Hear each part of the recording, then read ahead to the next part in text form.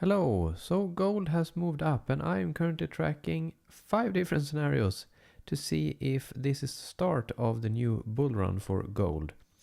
So if we start with this, the bullish scenario, bigger zigzag, so A, B, 1, 2, 3, 4, 5 in a wave C, and now we're looking for 1, 2, 1, 2, 1, 2, 3, 4, 3, 4, 3, 4, 4, 5, 4, 5, taking out this high and continuing the bullish trend. Then the alternative is counted this as wave A, WXY in a wave B, 1, 2, 3, 4, 5 in a wave C. Afterwards, now we are looking for a 1, 2, 3, 4, 5, a leading and contracting diagonal. Afterwards, we need to have a retracement, and then we move up, taking out this high and continuing the trend.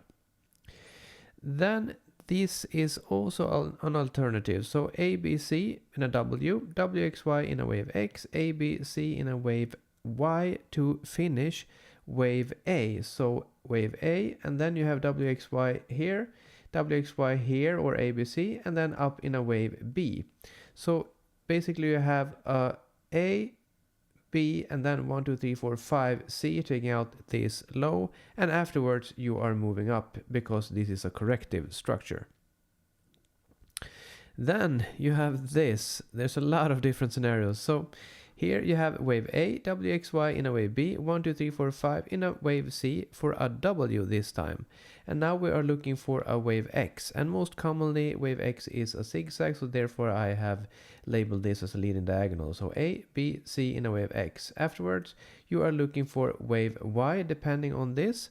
And afterwards you are then looking for taking out this high and continuing the trend. Ooh. And the last scenario is this, the most bearish scenario that we have left. So 1, WXY 2, 1, 2, 3, 4, 5 in a wave 1, and then WXY 2, 1, 2, 3, 4, 5, 4, 5, 4, 5, and so on, looking for way lower prices. So that's a lot of different scenarios, and if you are bored with this, I suggest you don't watch this video because it's very technical. But I will go into details now. I was following this, so 1, 2, 1, 2, 3, 4, 5 for a bigger downwards impulse, but now wave 4 here has invalidated, so I used this as an invalidation. According to the rules of the Elliott wave principle, this is the invalidation, but this is so rare target for wave 4 that I use it as an invalidation. So therefore this is not valid for me, and this as well. So A, B, 1, 2, 3, 4, 5 in a wave C. These two are not valid for me, and therefore the bulls have increased in probabilities because we are then taking out both of these scenarios, which are bearish. So if we take a look here then at this, so A, B, 1, 2, 3, 4, 5, C, perfectly viable, except that this wave 4 is very short in time compared to wave 2. You can see it doesn't even reach the 38.2, which is a very low probability for a wave 4. So time is never an invalidation, it's just a guideline. But it's very low probability.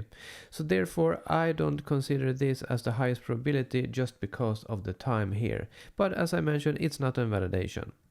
Then if you have the 1, 2, 1, 2, 1, 2, you need to have this 1, 2, 1, 2 and 1, 2 here because of overlap here.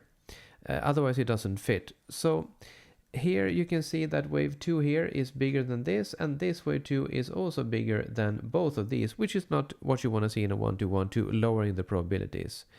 But nonetheless, this is where what you want to aim for in this scenario, because if we hit this, then we at least have an even lower probability of this being an ABC here, and a W and a wave X and then a wave Y for a double zigzag.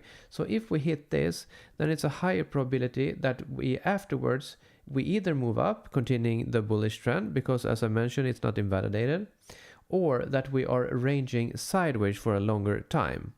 So here is what the bulls are looking for, and the bears do not really want to see that taken. So here at 51.15.6.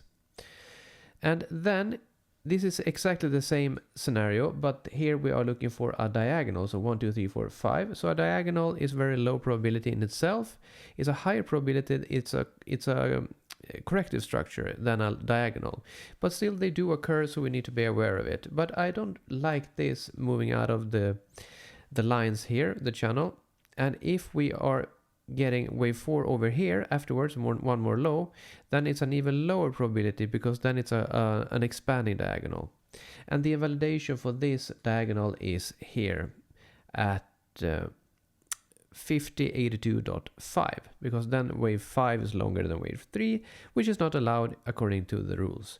But it's very, very close here to hitting this yellow, as the same as the other scenario as well. So that's what the bulls are looking for. And if we check out this, it's a low probability wave 2, meaning that this is, if we get a wave 5 here and then move down, taking out this, then it's a low probability wave 2, meaning that this is a low probability impulse as well. And the invalidation for this scenario is taking out this low. And then if we count it like this, so W, X, and then A, B, 1, 2, 3, 4, 5, C here in a wave Y for a wave A. And here, if we're looking for a wave B, the minimum target is this at 5451.5. That's what we need to hit if we are counting it like this. And we didn't get off on a good start here, because this is looking much better as a corrective structure, as a WXY, than a leading diagonal, as I said, had a lower probability. So for this to work, we basically need one more high and count this as a leading diagonal instead, because otherwise you have a WXY here in a wave A, and then you need a wave B here, because you can't have a zigzag like that. So A here, and then B, and then you have a flat. So A, B is 1, 2, 3, 4, 5, and a flat to reach wave B is extremely uncommon. It's so much more common for a zigzag in a wave B than a flat.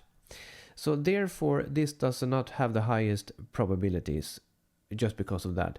And also, if you count it like this, you need to break a guideline here saying that wave 2 and 4 overlaps. It's not very good to have them overlap. It's not against the rules, it's just a guideline, a strong guideline. So that's a low probability as well. And then you have the double zigzag. So A, B, 1, 2, 3, 4, 5, C here on W, and then, as I mentioned, wave X over here. If we hit this, same as the other ones, at 5115.6, is a low probability for this scenario that we have a double zigzag, meaning that we have a W, X, and then a Y, a lower Y. So then it's a higher probability of a sideways structure. But still, if we count this way, you need to have this, as I mentioned before, the wave 4 here. And it is still the same issue, that wave 4 is very much lower in time compared to wave 2. So that's not helping these probabilities as well. And also, in order to reach this wave X, yeah, you basically need an ABC, meaning that is a lower probability for a leading diagonal as well. And then you have the most bearish scenario, as I have written here. So the 1 WXY2, 1, 2, 3, 4, 5 in a wave 1, WXY2, 1, 2, 3, 4, 5, and so on. This wave 2 can be like a WXYA and then be here as a flat, as I mentioned. So you have wave 2, or I can write it like this. So wave 2 over here, and then you move down, no issue. The only thing you don't want is to hit this, the lower probability wave 2 lower degree target at 5262.2. If you do, then it's a lower probability of this being a wave 2, thus lowering the probabilities of this being a wave 1. So if you are a bull, you want to definitely hit this target. And also you want to take out this invalidation as well, if you are a bull. So in a case like this, I am waiting to invalidate all of the different bearish scenarios, because I'm looking for bullish momentum, and I invalidate them one by one, and I rather be safe than sorry. So keep an eye out on all the invalidation lines and take it from there. And also we need, as I mentioned, to have one more high for this diagonal, otherwise it's a higher probability of being a corrective structure. So yeah, very, very technical, but I hope it helps and that you didn't fall asleep from it. If you found this analysis helpful, feel free to subscribe. And you can also find Elliott Wave resources at mellantrading.com. I'll see you in the next one.